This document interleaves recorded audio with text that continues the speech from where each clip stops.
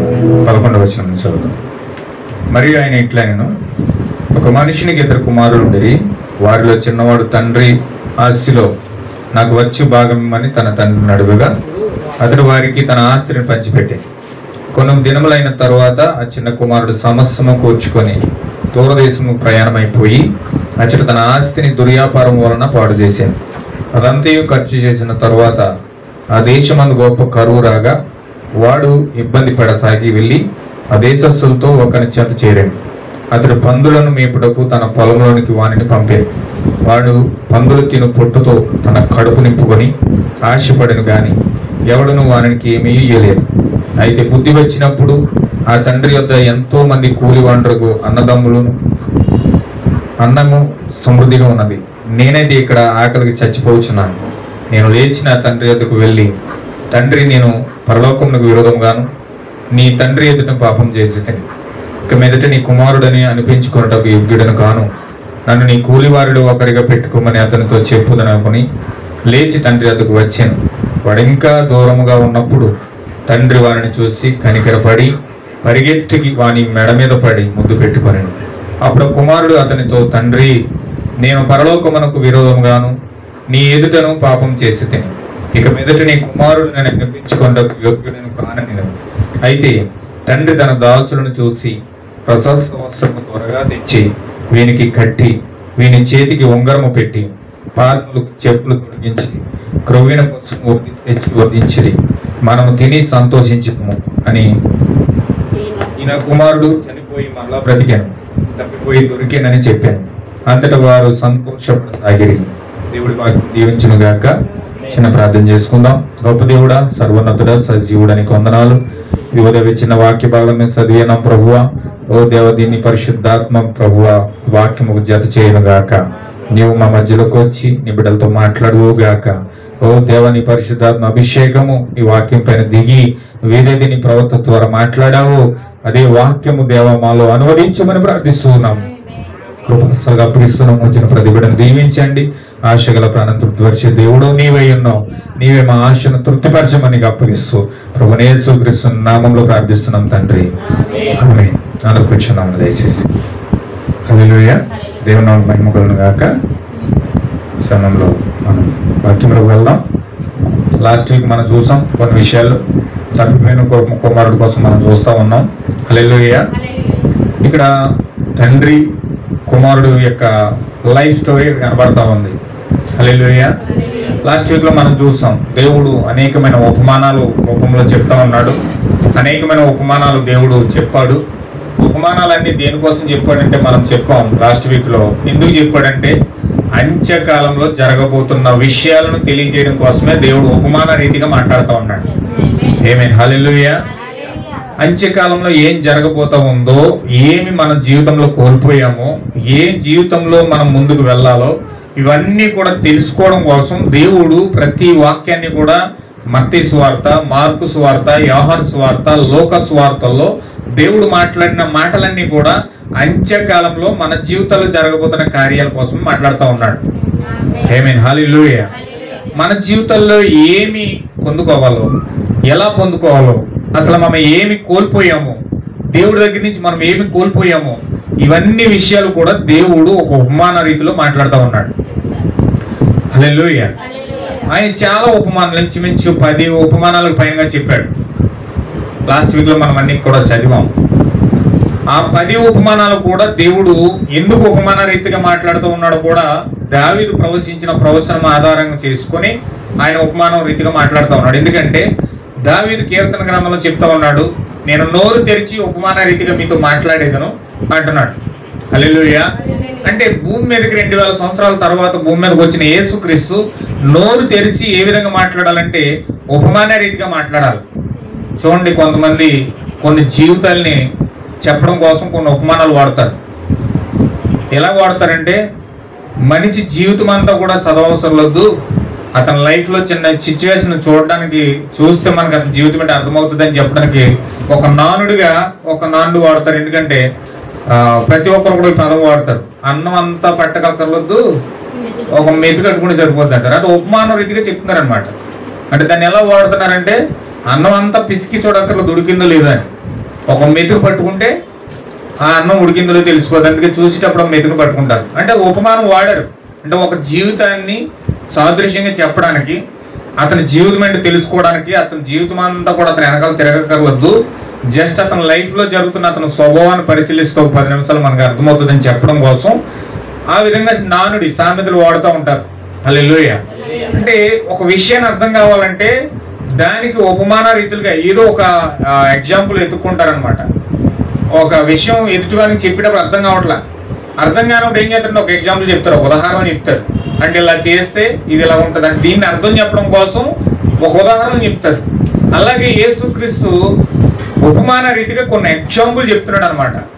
ఏదైనా తోటలో జరుగుతున్న పరిస్థితులు దేవుడు వివరించడం కోసం ఆయన ఏం చెప్తున్నాడంటే ఉపమానాలన్నీ కూడా ఒక ఎగ్జాంపుల్ లాగా చెప్తున్నాడు, ఒక ఉదాహరణ లాగా చెప్తున్నాడు.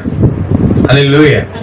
ఇక్కడ తప్పిపోయిన కుమారుడు మనం చూస్తా ఉన్నాం. లోకాసు వార్త 15 అధ్యాయము 11వ వచనంలో యాక్చువల్గా తండ్రి ఎవరంటే ప్రభువైన యేసుక్రీస్తు అయి ఉన్నాడు. ఆమేన్. హల్లెలూయా. ఇక్కడ తప్పిపోయిన కుమారుడు కథ ఎందుకు దేవుడు ఉపమాన రీతులు చెప్తా ఉన్నాడంటే అసలు ఈ తండ్రి ఎవరంటే ప్రభువైన యేసుక్రీస్తు అయి ఉన్నాడు. ఇప్పుడు తండ్రి కుమారుడు ద్వారా ప్రతి వ్యక్తి పుట్టారు. ఇప్పుడు మనం సృజించింది ఎవరండి? చూడండి ఒకసారి 1 కొరింథీ పత్రిక 8వ అధ్యాయము 1 నుంచి చదవండి. విగ్రహములకు బలిగా అర్పించిన వాటి విషయము మనమందరము జ్ఞానము గలవారమని ఎరుగుదుము. జ్ఞానము ఉప్పొంగ చేయను గాని ప్రేమ క్షేమాభివృద్ధి కలుగు చేయను. ఒకడు తనకేమైనను తెలియననుకొని ఉంటే తాను తెలుసుకొనవలసినది ఇంకనూ ఏమీ తెలుసుకునేవాడు కాడు. ఒకడు దేవుణ్ణి ప్రేమించిన ఎడల దేవునికి ఎరుగని వాడే. విగ్రహమునకు బలిగా అర్పించిన వాడు తినుట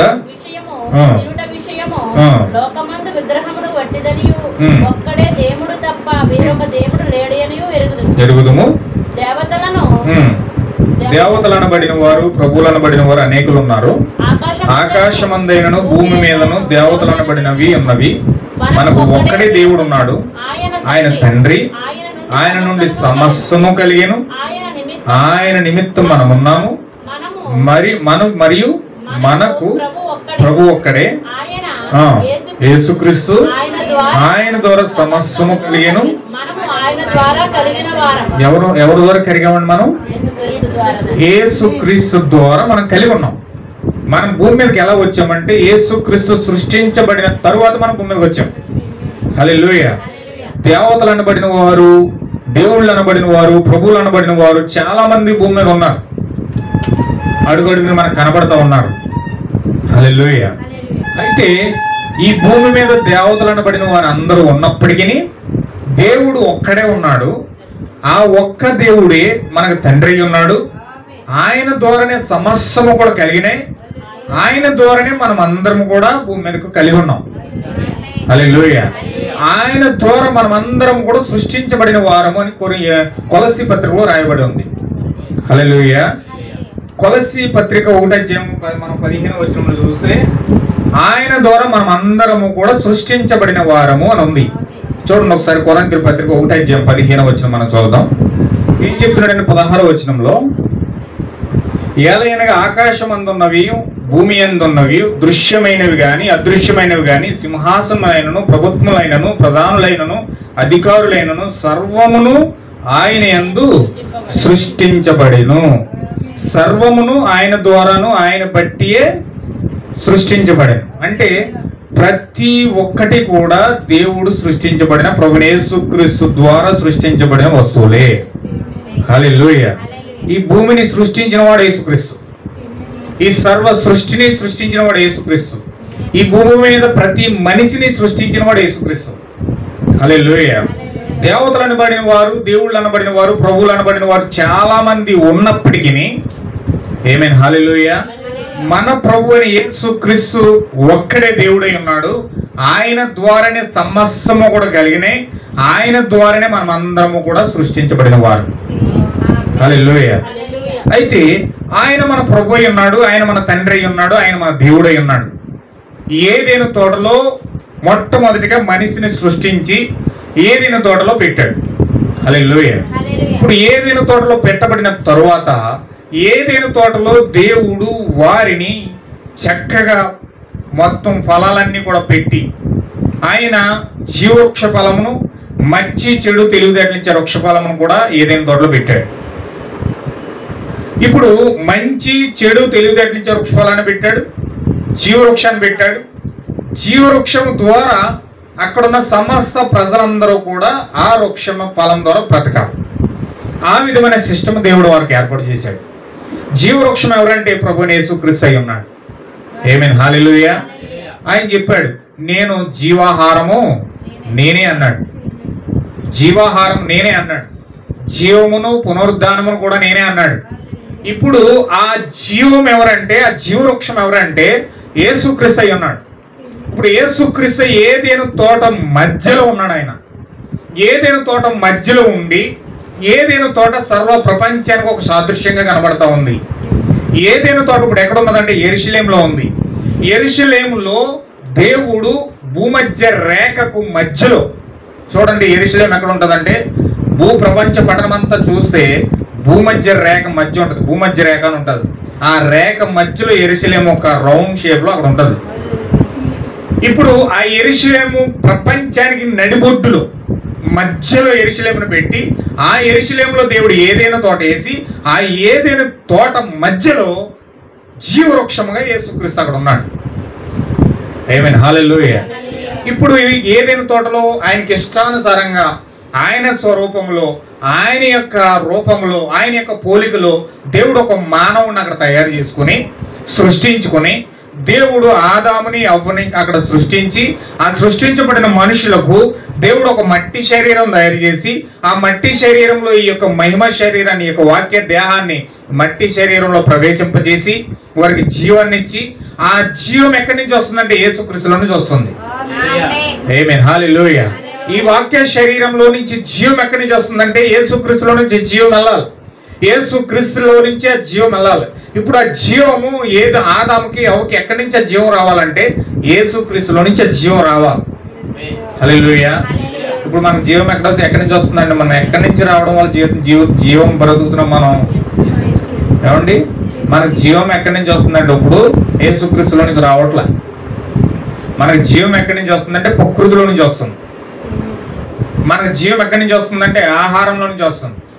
మన జీవం ఎక్కడి నుంచి వస్తుందంటే ఆ యొక్క ప్రకృతిలో నుంచి వచ్చిన పదార్థాలు ఏవైతే ఉన్నాయో, ఆహారం, ఫ్రూట్స్, ఆకుకూరలు, ఇవన్నీ కూడా మనం ఏం చేస్తున్నాం అంటే ప్రకృతిలో నుంచి జీవాన్ని మనం లాక్కొని తింటున్నాం. హల్లెలూయా. మనకు జీవం ఎక్కడి నుంచి వస్తుందంటే ప్రకృతిలో నుంచి వస్తుంది. ఆ ప్రకృతిలో నుంచి వచ్చిన పదార్థాల ద్వారా మనలో బ్లడ్ తయారై ఆ బ్లడ్ లో ఉన్న జీవము ద్వారా మనం బ్రతుకుతూ ఉన్నాం. ఆమేన్. హల్లెలూయా. అయితే ఏదైనా తోటలో ప్రకృతిలో ఉన్న జీవం కాదు కానీ దేవుడు వారికి బ్రతకడానికి ఏ జీవం మనకి ఇచ్చాడంటే ప్రభువుని యేసుక్రీస్తులో నుంచి వెళ్తున్న జీవం ద్వారా వాళ్ళు బ్రతకాలి. వారు ఆ జీవం అనే స్వాస్యాన్ని పొందుకుని వారు ఆ జీవం ద్వారా బ్రతుకుతూ ఉన్నారు. హల్లెలూయా. యాక్చువల్ గా మనిషికి దేవుడు యేసుక్రీస్తు ద్వారా జీవాన్ని పొందుకొని ఆ జీవం ద్వారా ఇప్పుడు మీకు ఎగ్జాంపుల్ అర్థం అవ్వాలంటే ఈ కొత్తగా ఇల్లు కట్టారు. ఇల్లు కట్టిన తర్వాత దీనికి ఏది కరెంట్ లేదు, ఏం లేదు, లైటింగ్ లేదు. ఇప్పుడు ఈ లైటింగ్ అంతా ఇంట్లోకి రావాలంటే ఈ వైర్, సర్వీస్ వైర్ వెళ్ళి కరెంట్తో అక్కడ కలపబడాలి. ఎప్పుడైతే ఈ లైట్లన్నీ ఎలగాలంటే గృహంలో ఎన్ని లైట్లు పెట్టుకుంటాము, ఎన్ని ఫ్యాన్లు పెట్టుకుంటాము, ఎన్ని ఫ్రిడ్జ్లు పెట్టుకుంటాము, ఎన్ని టీవీలు పెట్టుకుంటాము, ఇవన్నీ కూడా వెలగాలంటే ఈ యొక్క సర్వీస్ వైర్ వెళ్ళి స్తంభం మీద పెద్ద వైర్లతో కలవాలి. హల్లెలూయా. ఇంట్లో జీవం ఎక్కడి నుంచి వస్తుంది?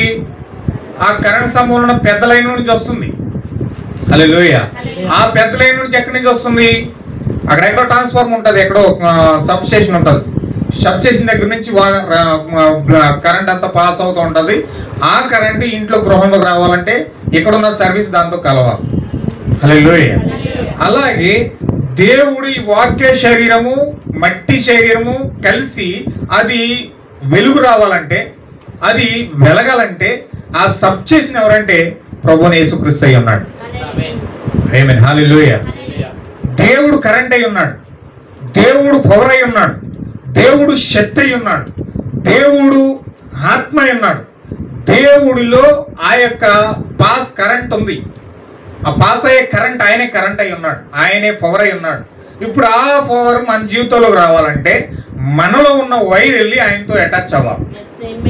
ఆమేన్, హల్లెలూయా.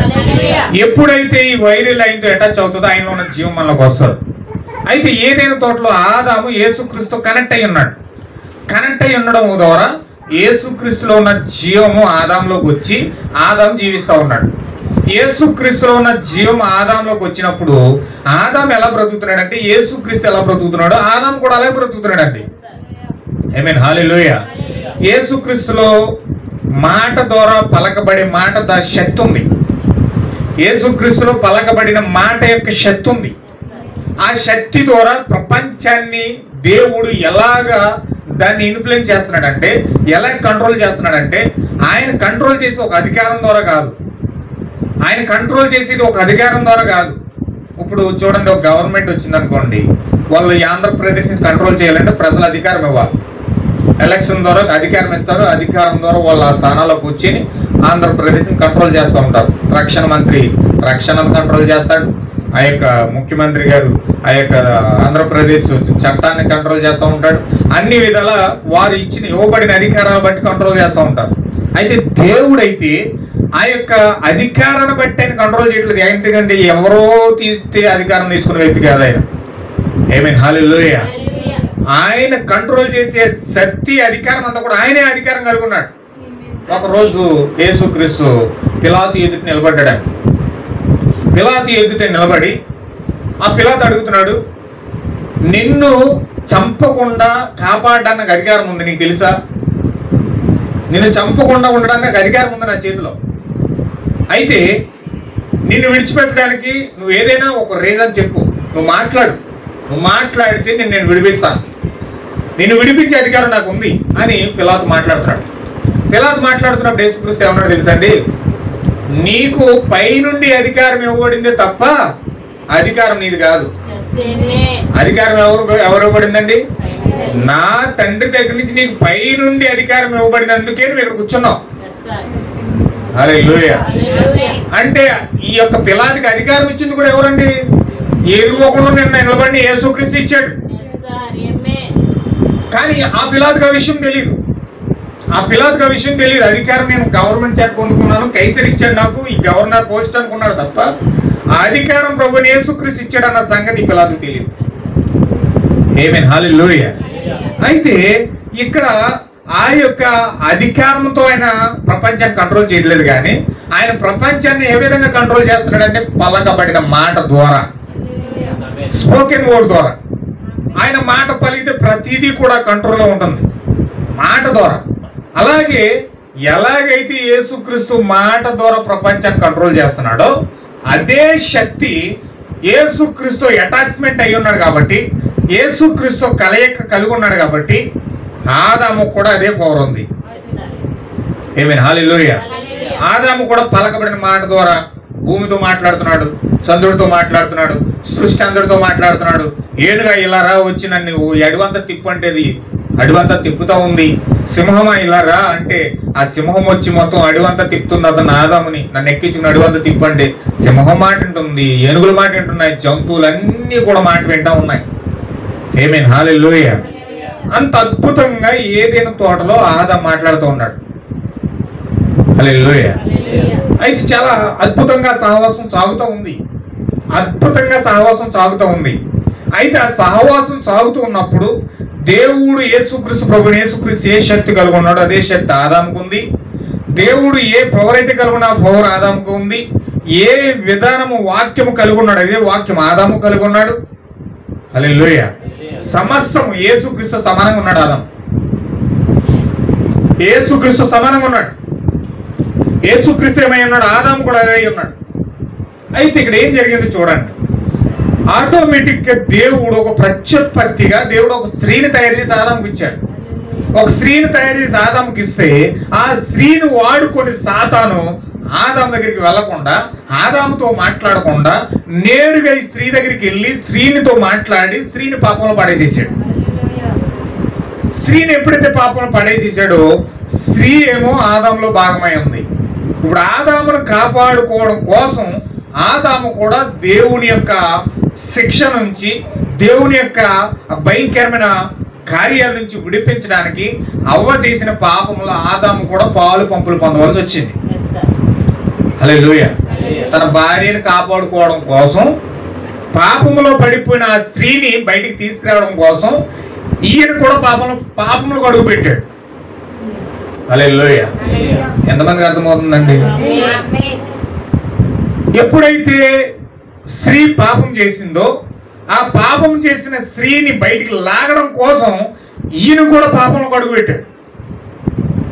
నీ ఇష్టం, నువ్వు పడిపోయాను, గోతులో నువ్వు పడిపోయాను, చెడిపోయాను, నాశనం అయిపోయాను, నువ్వు ఎలా పెడితే అలా పో, నా జీవితం నేను చూసుకుంటాను, నీ జీవితం నువ్వు చూసుకో అనలా. నిజమైన దేవుని ప్రేమ ఏం చేస్తుందంటే ఆ యొక్క భాగము ఎప్పుడైతే కష్టాల్లో పడుతుందో, బాధలో పడుతుందో, ఇబ్బందులు పడుతుందో నిజమైన భర్త భార్య వైపు నిలబడతాడు, భార్య పక్షాన్ని పనిచేస్తాడు. ఎప్పుడైతే ఆ యొక్క భార్య పక్షాన్ని నిలబడతా ఉన్నాడో ఆ భర్తలో భార్య ఆ భర్తలో ఉన్న ప్రేమను గుర్తించిందో ఆ ప్రేమను బట్టి వారిద్దరూ ఏక శరీరంగా మారుతారు. హల్లెలూయా.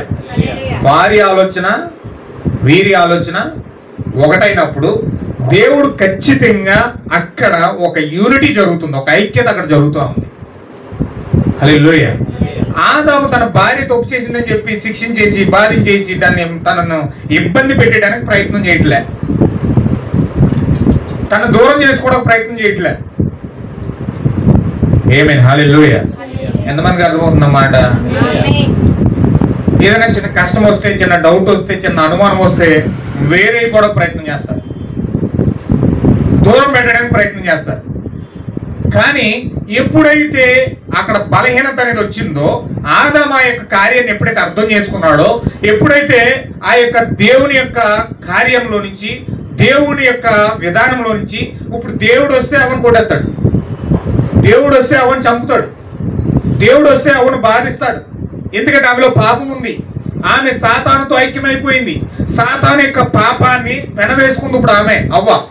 ఇప్పుడు ఆమెను చంపడానికి దేవుడు వస్తున్నాడు, ఎందుకంటే పాపం ఉన్న ప్లేస్ లో దేవుడు ఉన్నాడు. ఆమేన్. హల్లెలూయా. పాపం ఉన్న ప్లేస్ లో దేవుడు ఉండడు, పాపం ఉన్న ప్లేస్ లో దేవుడు ఉండనే ఉండడు.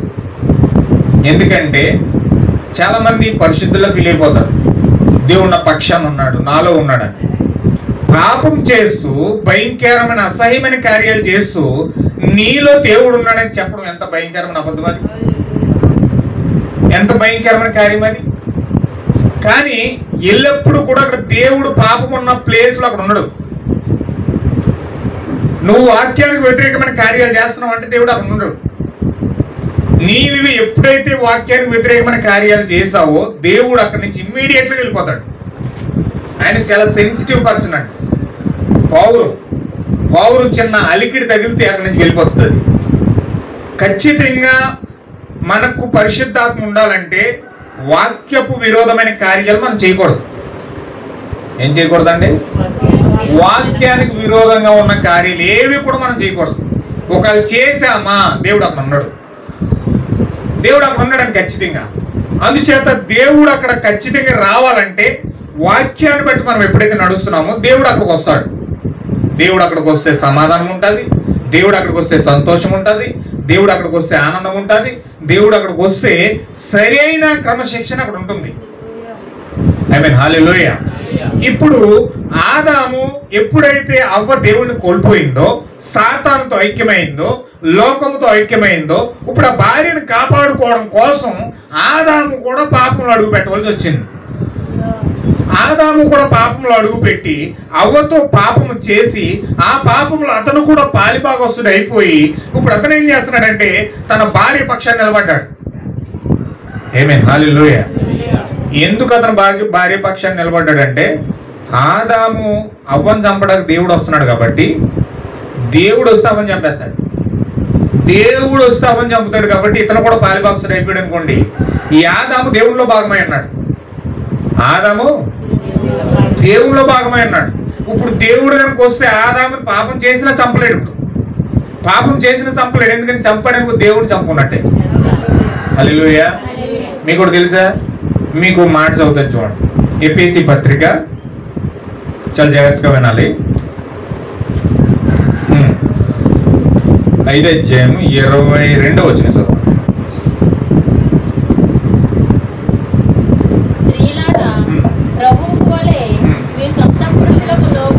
మీ సొంత పురుషులకు లోబడి ఉండి.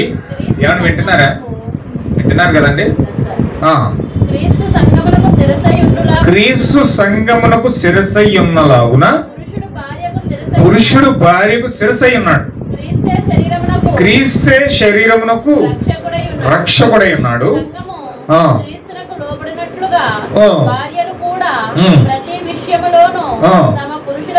తమ పురుషులకు లోబడవలెను.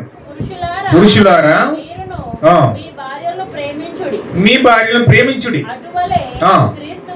క్రీస్తు కూడా సంఘమును ప్రేమించి అది కలంకమైనను ముడతైనను అట్టిది మరి ఏదైనా కూడా లేకుండా పరిశుద్ధమైనది గాను నిర్దోషమైనది గాను మహిమగల సంఘముగాను ఆయన తన ఎదుట దానిని నిలబెట్టుకొనవలెనని వాక్యముతో ఉదక స్థానము చేత దానిని పవిత్రపరిచి పరిశుద్ధపరచుటకై దాని కొరకు తన్ను తాను అప్పగించుకొనేను. అటువలనే పురుషుడు కూడా తమ సొంత శరీరము వలె తమ భార్యను ప్రేమింపబద్ధులై ఉన్నారు. అంటే ఒక పురుషుడు తన భార్యని ఎలా ప్రేమించాలంటే తన సొంత శరీరాన్ని మాత్రం సొబ్బెట్టి తెగతూమేస్తాడు. స్నానం చేసినప్పుడు సొబ్బెట్టి రుద్ది రుద్ది రుద్ది రుద్ది ఎంత ప్రేమించాలో శరీరాన్ని అంత అద్భుతంగా ప్రేమిస్తాడు. హల్లెలూయా. తన కష్టపడేదే శరీరం కోసం, తన బ్రతికేదే శరీరం కోసం, తన శరీరాన్ని పెంచి పోషించడం కోసమే బిర్యానీలు తింటున్నాడు, పెంచి పోషించడం కోసమే ఆహారం తింటున్నాడు ప్రతిరోజు.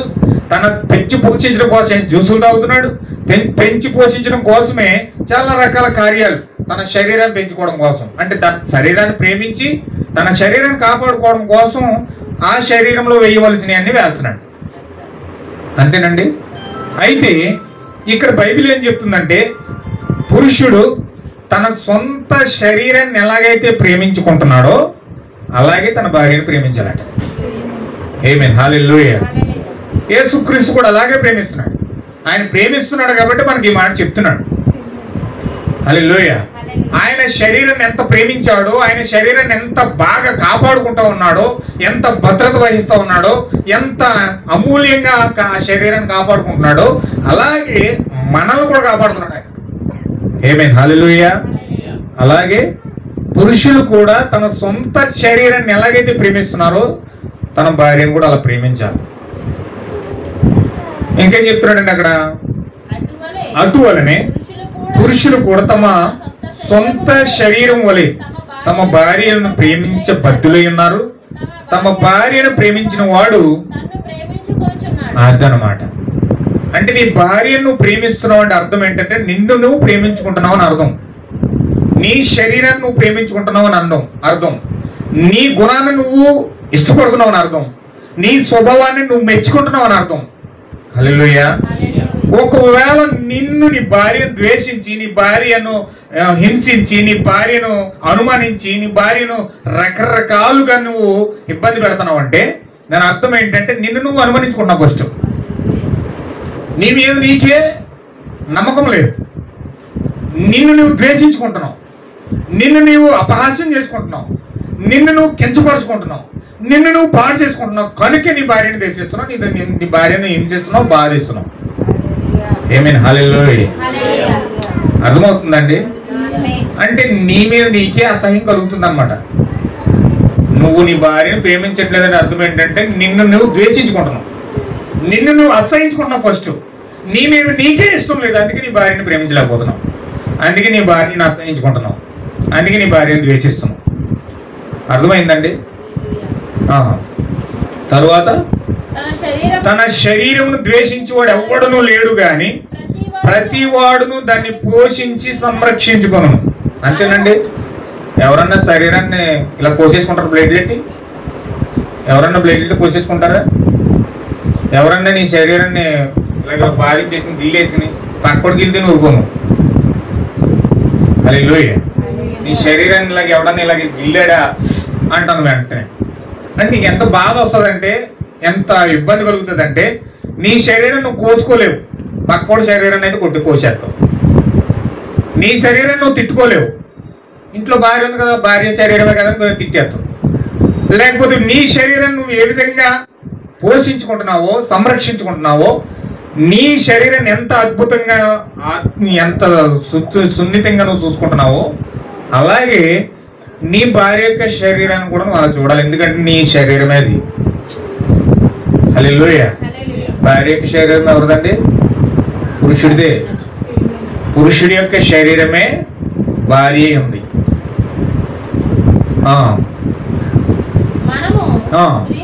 క్రీస్తు శరీరమునకు అవయవములై ఉన్నాము కనుక అలాగే క్రీస్తు కూడా సంఘమును పోషించి సంరక్షించుచున్నాడు. పురుషుడు తన తల్లిని తండ్రిని విడిచి తన భార్యను హత్తుకొను, వారిద్దరూ కూడా. ఈ మర్మము గొప్పది. అయితే నేను క్రీస్తును గూర్చియు సంఘమును గూర్చియు చెప్తున్నాను. హల్లెలూయా.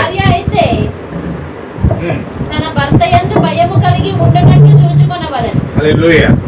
ఎన్ని సూచనలు చెప్తున్నాడండి ఇక్కడ పౌలు గారు?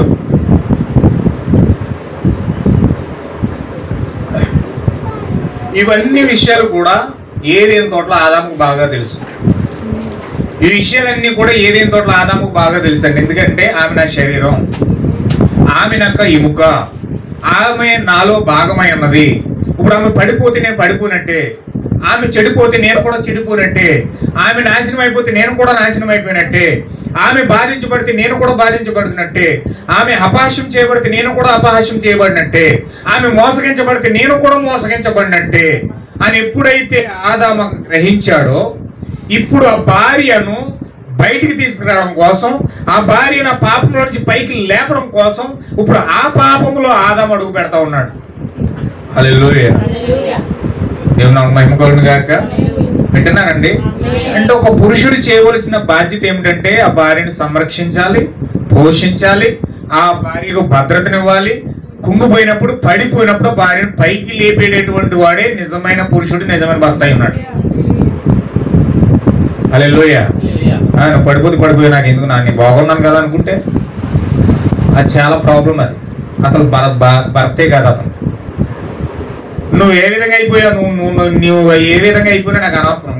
నేను చూసుకున్నానంటే, నాకు నేను బాగుపడ్డానంటే, నాకు నేను తింటున్నానంటే, నేను తినేశాను, నువ్వు తినకపోయినా పర్లే, నేను తాగేశాను, నువ్వు తాగకపోయినా పర్లే, నేను అయిపోయింది నా పని, ఇప్పుడు నేను ఫుల్ అయిపోయాను, నువ్వు ఫుల్ అవ్వకపోయినా పర్లే అని తన జీవితం, తన స్వార్థం చూసుకున్నాడంటే అసలు తన భర్తే కాదు. హల్లెలూయా. వింటున్నారండి? నిజమైన క్రైస్తవుడు అయితే, నిజమైన తిరిగి జన్మించిన వ్యక్తి అయితే, యేసుక్రీస్తుని కలిగి ఉన్న వ్యక్తి అయితే, వాక్యాన్ని కలిగి ఉన్న వ్యక్తి అయితే ఎల్లప్పుడూ కూడా తన భార్య పక్షముగా పాపములో పడిపోతే పైకి లేపుతాడు, బలహీనలో పడిపోతే పైకి లేపుతాడు, కృంగిపోతే పైకి లేపుతాడు. అన్ని విధాలా సంరక్షించి పోషించి ఆ వ్యక్తి పక్షాన దేవుడు నిలబడతాడు. హల్లెలూయా. దేవుడు నిలబడతాడంటే గాల్లో దిగొచ్చి దేవుడిని పక్షాన్ని నిలబడ్డు. ఎలా నిలబడతాడంటే నీ భర్తలో ఉండి నీ పక్షాన్ని నిలబడతాడు ఆయన. హల్లెలూయా. అంటే నీ భర్తే దేవుడై ఉన్నాడు, నీ భర్తే దేవుడు, నీ భర్తే దైవమై ఉన్నాడు, నీ భర్తే నీకు ఆరాధ్య దైవమై ఉన్నాడు. హల్లెలూయా. అలాంటప్పుడు దేవుడు నీ భర్త రూపంలో ఉన్నప్పుడు నీవు నీ భర్తకి ఎంత గౌరవించాలి, నీవు నీ భర్తను ఎంత ప్రేమించాలి, నీవు నీ భర్తను ఎంత లోబడాలి, నీవు నీ భర్తకి ఎంతగా సహకరించి ఆ భర్తకు ఏ విధముగా భయపడాలో, గౌరవించాలో, ప్రేమించాలో అవన్నీ పరిస్థితులు బట్టి నీలో ఉన్నప్పుడు నీకు సంరక్షకుడుగా, పోషకుడుగా నిన్ను ఒక దేవుడు వలె ఎల్లప్పుడు కూడా కాపాడతాడు. హల్లెలూయా. అంటే పాత్ర అనేది ఒక పక్కే లేదు, కానీ ఒక బాధ్యతాయుతమైన కుటుంబముగా కట్టబడాలంటే అక్కడ భార్య కరెక్ట్గా ఉండాలి, భర్త కరెక్ట్గా ఉండాలి. ఆమేన్. హల్లెలూయా. భార్య భర్తలు ఇద్దరు కూడా ఏకగ్రీవంగా ఒకే ఆలోచనతో చక్కగా ముందుకు వెళ్ళినప్పుడు మాత్రమే ఆ కుటుంబంలో దేవుడు దిగుతాడు. హల్లెలూయా. చూడండి, 3 పేటల తాడు త్వరగా తెగిపోదంటాడు. 3 పేటల తాడు త్వరగా తెగిపోదంటాడు. 3 పేటలు అంటే డినామినేషన్లో ఏం చెప్తారు? 3 ముళ్ళు అంటారు. సూత్రాలు ఒకటి ఎట్టేసి 3 ముళ్ళు కట్టేస్తారు. యాక్చువల్గా అది కాదండి. బైబిల్ అర్థం అది కాదు. 3 ముళ్ళు అనేవి బైబిల్లో లేవు. హల్లెలూయా. 3 ముళ్ళు అనేవి బైబిల్లో లేవండి అసలు. 3 పేటలు తాడు త్వరగా తెగిపోదని ఎందుకు చెప్పాడంటే, మనలో 3 పేటలు ఉన్నాయి. ఒకటి శరీరము, ఒకటి ఆత్మ, మూడోది ప్రాణమై ఉన్నది. ఇప్పుడు ఈ 3 పేటల తాడు అనమాట. అంటే మనిషి 3 పేటలై ఉన్నాడు. శరీరము, ఆత్మ, ప్రాణం. ఈ తాడు త్వరగా తెగిపోదు ఇది. ఇప్పుడు శరీరం ఎవరంటే భార్య అయి ఉన్నాడు. ఆ యొక్క ఆత్మ ఎవరంటే భర్త అయి ఉన్నాడు. ఆ లోపల ప్రాణం ఎవరంటే దేవుడై ఉన్నాడు. ఆమేన్. హల్లెలూయా.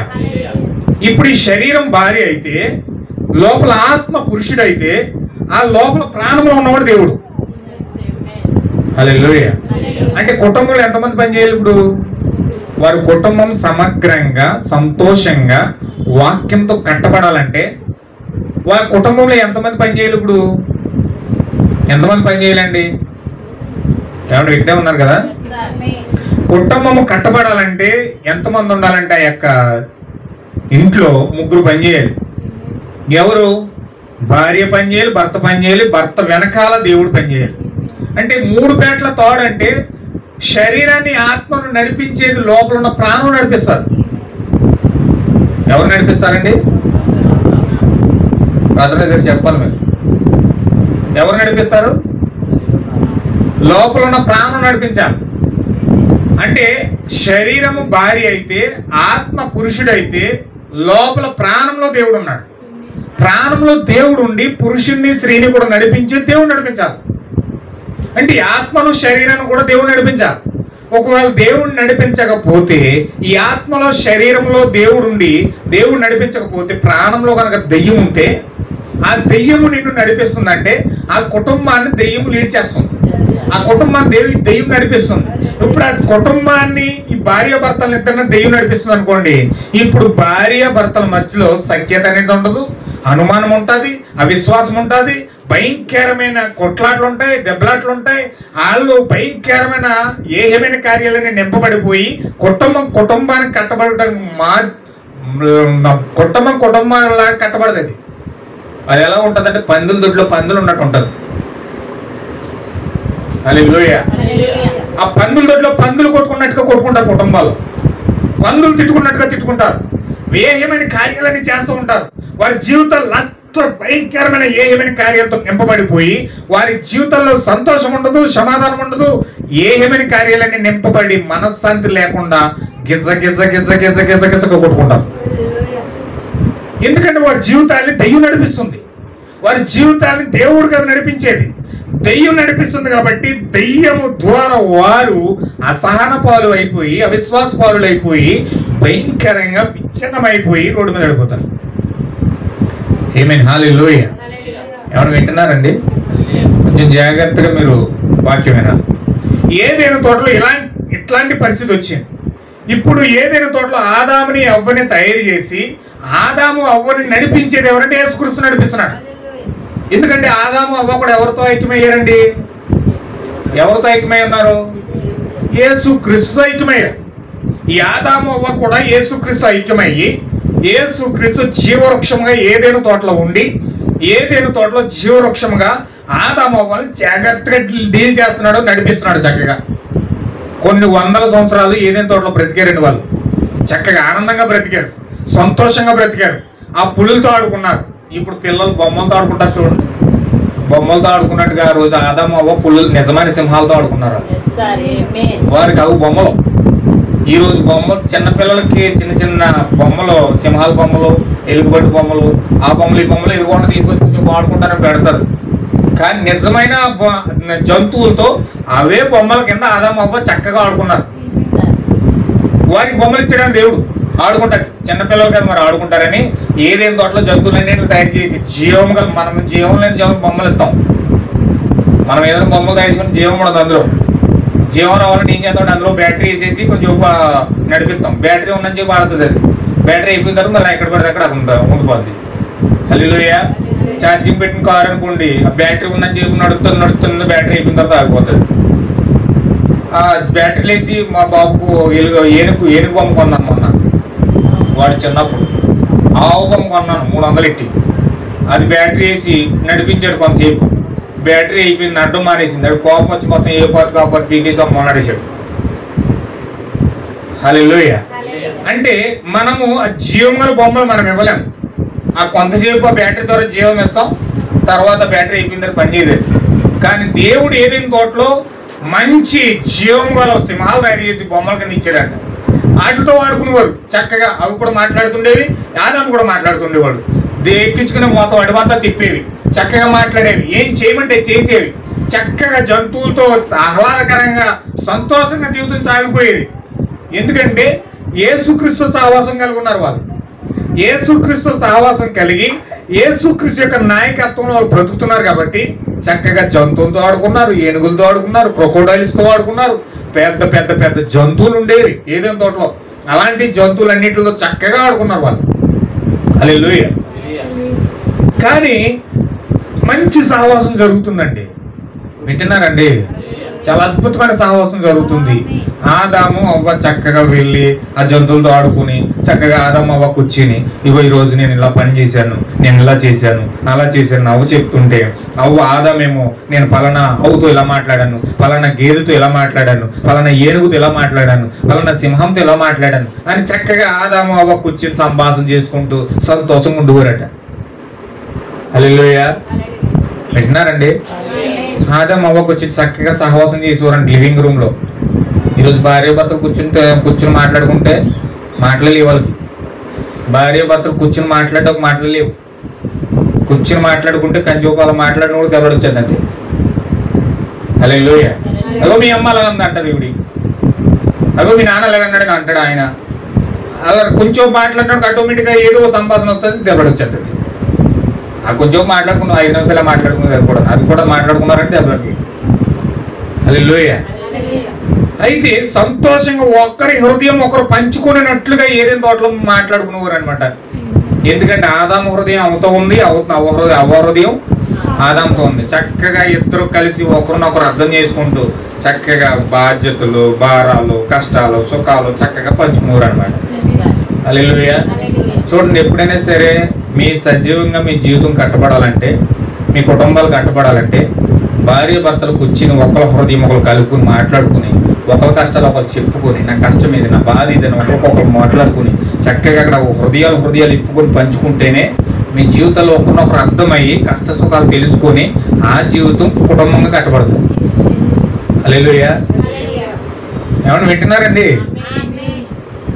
చక్కగా ఒకరి హృదయం ఒకరితో కలుపుకొని కష్ట సుఖాలు మాట్లాడుకున్నారు. ఆదాము వచ్చిన ఏనుగుతో ఇలా మాట్లాడాను, సింహంతో ఇలా మాట్లాడాను, ఆ యొక్క అంబోతుతో ఇలా మాట్లాడాను అని చక్కగా అవన్నీ కూడా కష్టాలు చెప్పుకునేవాడు. ఆదాముకి అవ్వకి చక్కగా మాట్లాడుకునేవారు. కుటుంబం చక్కగా సహవాసం సాగేది. వారి జీవితం చక్కగా కట్టబడేదండి. సంతోషంగా ఆడుకునేవారు, సంతోషంగా అరుగంతా తిరిగేవారు. ఒకరినొకరు ఆదాము ఆ యాప్లెస్గా ఇలా తీసుకుని సగం కోరిక అవ్వకి ఇచ్చేవాడు, ఆ మిగతా సగం అవ తినేది. అవ్వ కూడా సగం తిని ఆదాముకి ఇచ్చేది. ఒకరినొకరు అర్థం చేసుకుని ఒకరు కడుపు ఒకరు చూసుకునేవారు. హల్లెలూయా. నా కడుపు నిండిపోయింది, సరిపోయిందిలే, మా ఆవిడ కడుపు నిండకపోయినా పర్లేదని వదిలేసేవాడు కాదు. నేను ఫుల్గా తినేసాను చాలే అన్నట్టుగా ఏమి బాధ్యతారహితంగా అక్కడ లేడు.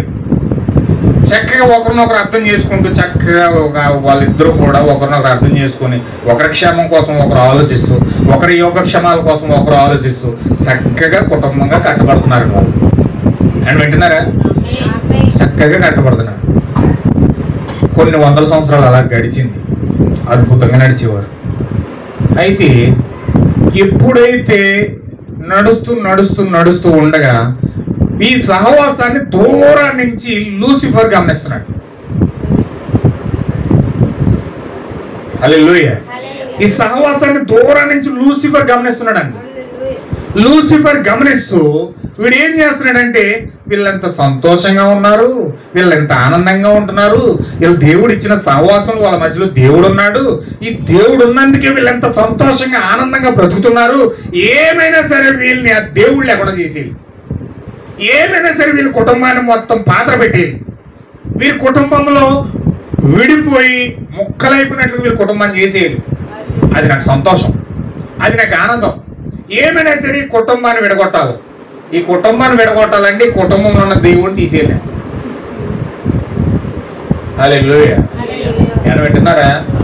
కుటుంబం విడిపోవాలంటే అర్థం ఏంటంటే ఆ కుటుంబం విడిపోవడం సిద్ధంగా ఉందంటే అక్కడ దేవుడు లేడని అర్థం. అంటే దెయ్యము ఆ కుటుంబంలో నుంచి దేవుడు లాగేసింది, దెయ్యం తీసేసింది. వీడి యొక్క పన్నాగం ఏంటంటే అది ఏదేదో తొక్కలు ఇంత సంతోషంగా ఆనందంగా ఒకరినొకరు అర్థం చేసుకుంటూ ఒకరినొకరు చక్కగా మంచి సహవాసంలో ఒకరి హృదయం ఒకరు కలుపుకుంటూ తన సొంత శరీరం ఈయన శరీరంగా, పురుషుని యొక్క శరీరం స్త్రీ శరీరంగా, స్త్రీ యొక్క శరీరం పురుషుడి శరీరంగా చక్కగా అన్యోన్యంగా కుటుంబం కట్టబడి ఆ ఏదైనా తోటలో ఉందండి. కానీ ఎప్పుడైతే ఈ కుటుంబంలో దూరం నుంచి లూసిఫర్ చూస్తూ ఉన్నాడో ఏ విధంగా కుటుంబాన్ని విడగొట్టాలా, ఏ విధంగా కుటుంబాన్ని పాడు చేయాలా, ఏ విధంగా ఈ కుటుంబాన్ని ముక్కలు చేయాలా, ముక్కలు చేయాలంటే ఈ కుటుంబంలో ఉన్న దేవుడు తీసేస్తే చాలు నా యొక్క ప్లాన్ సక్సెస్ అవుతుంది. ఎలా తీయాలి ఇప్పుడు, ఎలా తీయాలి అని చెప్పి ఈ లూసిఫర్ ఏం చేస్తున్నాడు, దూరం నుంచి ఆలోచించి అడుగంట చూస్తున్నాడట. అడుగంట చూసేటప్పటికి తన స్నేహితుడు ఒకడు తగిలాడు.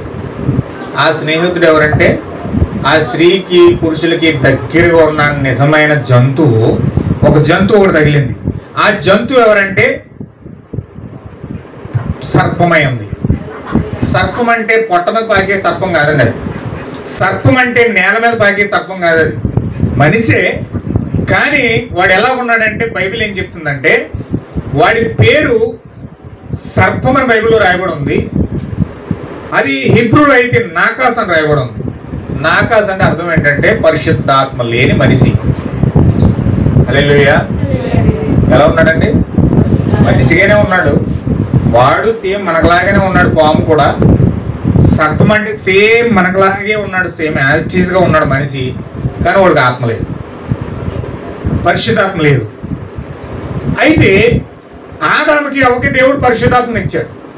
వీళ్ళు పరిశుద్ధాత్మ చేత లీడ్ చేయబడుతున్నారు. పరిశుద్ధాత్మ రెండు యేసుక్రీస్తు అయి ఉన్నాడు. యేసుక్రీస్తు ద్వారా నడిపించబడుతున్నారు. ఆదాముకు శిరస్సు, ఆదామేమో అవ్వకు శిరస్సు. యేసుక్రీస్తు ఏమో ఆదాన్ని నడిపిస్తాడు, ఆదామేమో అవ్వను నడిపించాలి. అంటే ఒక లింక్ ద్వారా వీళ్ళు నడిపించబడుతున్నారు అనమాట. ఆ యేసుక్రీస్తు ఆదాము నడిపిస్తాడు, ఆదాము ద్వారా అవ్వ నడిపించబడతా ఉంటది. ఇది ఒక లైన్. ఆత్మ ఒకే ఆత్మ అంటే రెండు ఆత్మలు లేవు అక్కడ. ఆదాముకు ఒకటి అవ్వకోటి ఇవ్వలేదు, ఒకే ఆత్మ. ఆ ఒకే ఆత్మ ఆదాము నడిపిస్తుంది, ఆదామేమో అవ్వను నడిపిస్తున్నాడు. ఈ లైన్ అనేది చక్కగా వెళ్తుంది ముందుకి. వాళ్ళు ఆత్మ ద్వారా నడిపించబడతా ఉన్నారు, ఆత్మ ద్వారా ముందుకు తీసుకెళ్తా ఉన్నారు. వారి కుటుంబ దాంపత్య జీవితం చక్కగా సంతోషాలతో ఆనందాలతో సాగుతూ ఉంది. అద్భుతంగా ఏదైనా తోటలో వారు కుటుంబంగా కట్టబడతా ఉన్నారు. ఒకరు హృదయం ఒకరు పంచుకుంటా ఉన్నారు. భార్య భర్తలు ఇద్దరు కూర్చుని సహవాసం చేస్తూ ఉన్నారు, మాట్లాడుకుంటూ ఉన్నారు. వారి కష్ట సుఖాలు పంచుకుంటూ ఉన్నారు, వారి జీవితాలు పంచుకుంటూ ఉన్నారు. వారి జీవితాల్లో అత్యద్భుతమైన జీవితాన్ని ఏదైనా తోటలో అనుభవిస్తూ ఉన్నారు. ఆమేన్, హల్లెలూయా. అయితే ఈ సాతాను ఎప్పుడైతే లూసిఫర్ దూరాన్ని చూస్తున్నాడో వీరిని పడగొట్టడానికి, వీరిని నాశనం చేయడానికి, వీరిని వాక్యం నుంచి దూరం చేయడానికి ఈ యొక్క లూసిఫరు సాతాను ఆత్మ లేని ఒక మనిషిలో దూరి అవ్వ దగ్గరికి నేరుగా వెళ్ళాడు. అవ్వ దగ్గరికి నేరుగా వెళ్ళి ఆ కుటుంబంలో నుంచి దేవుడిని ఏ విధంగా తీయాలో వీడు ప్రణాళిక రచిస్తున్నాడు. హల్లెలూయా. దేవుడు ఆ కుటుంబం నుంచి వెళ్ళిపోవాలంటే ఫస్ట్ ఏం జరగాలంటే వాక్యాన్ని మేరాలి. హల్లెలూయా. మీకు ముందుగానే చెప్పాను, వాక్యాన్ని ఎప్పుడైతే నువ్వు మేరతావో దేవుడు అక్కడ ఉండడు. వాక్యం నువ్వు వాక్యంలో నెరవేరుస్తేనే దేవుడు ఉంటాడు. హల్లెలూయా. నీ ప్రార్థన బట్టి దేవుడు రాడు, లేకపోతే నీ యొక్క ఉపవాసాన్ని బట్టి దేవుడు రాడు, లేకపోతే నీ యొక్క త్యాగాలు బట్టి దేవుడు రాడు, లేకపోతే నీ యొక్క సాంఘిక ఆ యొక్క సాంస్కృతిక సోషల్గా నువ్వు చేసిన ఆ యొక్క మంచి పనులు బట్టి దేవుడు రాడు. హల్లెలూయా. లేకపోతే ఆలికీలకి బట్టలు పంచడం వల్ల సోషల్ వెల్ఫేర్ పనులు మంచి కార్యాలు చేయడం వల్ల దేవుడు రాడు, లేకపోతే ప్రార్థనా జీవితం ఎంతో ఎక్కువగా కలిగి ఉన్న దేవుడు రాడు. హల్లెలూయా. ఎటువంటి పరిస్థితుల్లో కూడా దేవుడు రాడు. దేవుడు ఎప్పుడు వస్తాడంటే వాక్యంగా నువ్వు నెరవేర్చినప్పుడు వస్తాడు. దేవుడు ఏమైతే చేయమని చెప్పాడో దానిని చేసినప్పుడు మాత్రమే దేవుడి దగ్గరికి వస్తాడు. హల్లెలూయా. నేను చాలా అద్భుతంగా పాడతానండి అంటాడు, ఆయన రాడు. నేను చాలా ప్రసంగాలు మంచి మంచి ప్రసంగాలు చేస్తానండి, వాక్యాలు వల్లిస్తానండి అంటే రాడు. నేను పిహెచ్డి చేశానండి బైబిల్లో, అయినా రాడు. నేను చాలా ప్రార్థన పరురాలండి, రోజుకు 6 గంటలు ప్రార్థన చేస్తాను, అయినా రాడు. హల్లెలూయా. అంటే దేవుడు ఏ విధంగానూ దగ్గరికి రాడు. ఎప్పుడు వస్తాడంటే దేవుడు మంచి దేవుడు, అందరికీ ఉపకారై ఉన్నాడు, ఎవరికి నష్టం చేసే దేవుడు కాదు. ఆయన ఎలా వస్తాడంటే నువ్వు అడిగితే చూసావు, ప్రభువా నాకు స్వస్థత కావాలి, నాకు స్వస్థత కావాలి, నాకు స్వస్థత కావాలని అడిగావు అనుకో, నువ్వే స్థితిలో ఉన్నా దేవుడిని దగ్గరికి వచ్చి స్వస్థత ఇస్తాడు నీ నమ్మకాన్ని బట్టి. నాకు ఇల్లు కావాలి, నాకు ఇల్లు కావాలి, నాకు ఇల్లు కావాలని నువ్వు ప్రార్థన చేస్తాను అనుకో, దేవుడు వచ్చి నీకు ఇల్లు ఇస్తాడు. లేకుంటే నాకు బంగారం కావాలి, నాకు బంగారం కావాలని చెప్పావు అనుకో, దేవుడు వచ్చి నీకు బంగారం ఇస్తాడు. అంటే నీకు ఏది అడిగితే దేవుడు అది ఇస్తాడు వచ్చి. కానీ దేవుడు నీలోకి రాడు, నీ దగ్గర నివాసం చేయడు, నీతో సహవాసం చేయడు, నీతో మాట్లాడు. నీకు ఇవ్వాల్సింది ఇస్తాడు కానీ నీతో మాట్లాడు, నీతో సహవాసం చేయడు, నీ దగ్గర ఉండనే ఉండడు. ఎందుకంటే నువ్వు ఆయన ఉండడానికి నువ్వు ఆయన ఆహ్వానించలేదు. నువ్వు ఉండడానికి ఆయన అనువైన ప్లేసు నువ్వు సిద్ధపరచలే. హల్లెలూయా. ఏమన్నా అర్థమవుతుంది కదా? నేను త్వరగా ముగిస్తాను, టైం అయిపోతుంది పక్క నుంచి. నేను చాలా స్లోగా వెళ్తున్నాను, మీకు అర్థమవుతుందండి. ఇప్పుడు ఏదైనా తోటలో దేవుడు ఏది అవ్వని ఆదాముని తయారు చేసి చక్కగా సహవాసం కలిగి ఉన్నాడు. ఇప్పుడు వీళ్ళు ఏదైనా తోటలో చక్కగా తిరుగుతూ ఉన్నారు. వీరి సహవాసాన్ని పాడు చేయడానికి సాతాను సర్పంలో దూరి ఆ కుటుంబంలో చిచ్చులు పెట్టడానికి నేరుగా ఒక స్త్రీ దగ్గరికి వెళ్ళాడు, అవ్వ దగ్గరికి వెళ్ళాడు. అవ్వ దగ్గరికి వెళ్ళి అవ్వతో మాట్లాడుతున్నాడు అనమాట. దేవుడు నిజమైన దేవుడే, దేవుడు మంచి దేవుడే, ఈ సృష్టిని చేశాడు, ఈ అడవిని చేశాడు, ఈ ఏదేం తోట చేశాడు, నీ భర్త కూడా చాలా మంచోడే అని చక్కగా మాట కలిపి వీడేం చేస్తున్నాడంటే ఆ యొక్క దేవుడి మీద, ఆదాము మీద అవ్వకు ద్వేషం పుట్టేలా చేస్తున్నాడు. ఆమేన్. హల్లెలూయా. మీరు ఎప్పుడైనా చక్కగా భార్య భర్తలుగా అద్భుతంగా మీరు కట్టబడుతున్నప్పుడు, ఒకరినొకరు అర్థం చేసుకుని ఆ యొక్క కుటుంబం ప్రేమ గల కుటుంబంగా కట్టబడుతున్నప్పుడు, దెయ్యము ఏదో ఒక వ్యక్తిని ఎన్నుకొని, ఏదో ఒక స్త్రీనో పురుషునో ఎన్నుకొని నీకు దగ్గర అవ్వడానికి ఒక వ్యక్తి వలె దగ్గరగా వస్తాడు. హల్లెలూయా. ఎవరు వింటున్నారండి? ఏదేం తోటలో జరిగిపోయింది కదా, ఏదేం కోటలో జరిగిపోయింది అనుకోకూడదు. మీ కుటుంబంలో కూడా వస్తాడు, మీ ఇంట్లో కూడా వస్తాడు. ఎవరినో పక్కింటా ఉండో, ఎదురింటా ఉండో, వెనకింటా ఉండో, ముందింటా ఉండో ఎవరినో ఎన్నుకుంటాడు. ఎవరి శరీరంలో వెళ్తాడు. ఆ రోజు సర్పంలోకి వెళ్ళినట్లుగానే ఈ రోజు నీ ఇంటి పక్కన, ముందు పక్కన, వెనకింట్లో, ముంగింట్లో ఎక్కడో దూరి మెల్లగా నీ దగ్గరకు వస్తాడు. హల్లెలూయా. ఏమన్నా అర్థమవుతుంది కదా నేను చెప్పిన విషయాల్లో? అర్థమైన వాళ్ళందరూ ఆమె చెప్పండి ఒకసారి. ఆమేన్. హల్లెలూయా. ఇప్పుడు ఎప్పుడైతే మంచి కుటుంబంగా కట్టబడిందో, ఒక సాంప్రదాయమైన బాధ్యతాయుతమైన కుటుంబంగా కట్టబడిందో, ఇప్పుడు ఆ కుటుంబం దగ్గరికి ఎవడో ఒకడు శరీరం ధరించి సాతాను వస్తాడు. ఆ కుటుంబం దగ్గరికి వచ్చి వాడు ఏం చెప్తాడంటే, భార్యాభర్తల మధ్యలో అనుమానం వచ్చినట్లుగా, భార్యాభర్తల మధ్యలో ద్వేషం వచ్చినట్లుగా వారు ఏం చేస్తారంటే అక్కడ మాటలు ఇక్కడ, ఎక్కడ మాటలు అక్కడ చెప్తూ ఉంటారు. హల్లెలూయా. నీ భార్య నువ్వు లేనప్పుడు ఏం చేస్తుందో తెలుసా? ఎక్కడెక్కడ ఉంటుందో తెలుసా? ఎవరెవరి ఇంటికాడ ఉంటుందో తెలుసా? ఏం చేస్తుందో తెలుసా? రకరకాల మాటలన్నీ మైండ్లోకి ఎక్కించేస్తాడు. హల్లెలూయా. ఈ వ్యక్తి అప్పుడు వరకు చక్కగా భోజనం పెట్టాడు, ఒక నోట్లో ముద్దలు పెట్టాడు, హల్లెలూయా. చక్కగా అద్భుతంగా తన భార్యను చూసుకున్నాడు, చక్కగా నెలకో చేరుకున్నాడు. అయితే అప్పుడు వరకు చక్కగా భోజనం పెట్టాడు, నెలకో చేరుకున్నాడు, అన్ని సౌకర్యాలన్నీ చక్కగా చూసుకుని అప్పుడు నా భార్య, నా ప్రాణం, నా పంచం, నా శరీరం, నా యొక్క లోకం అన్నీ అన్నాడు. హల్లెలూయా. ఎప్పుడైతే ఈ యొక్క వ్యక్తి శరీరం ధరించుకుని సాతాను వచ్చి ఈ విషయాలన్నీ జాగ్రత్తగా మైండ్ యొక్క తలలో ఎక్కించాడో ఆ నోట్లో ఇట్టి ముద్దలు ఎగిరిపోయినాయి, ఆ నెలకు సేర ఎగిరిపోయింది. హల్లెలూయా.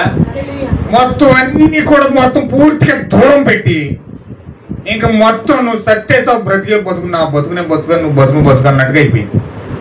హల్లెలూయా.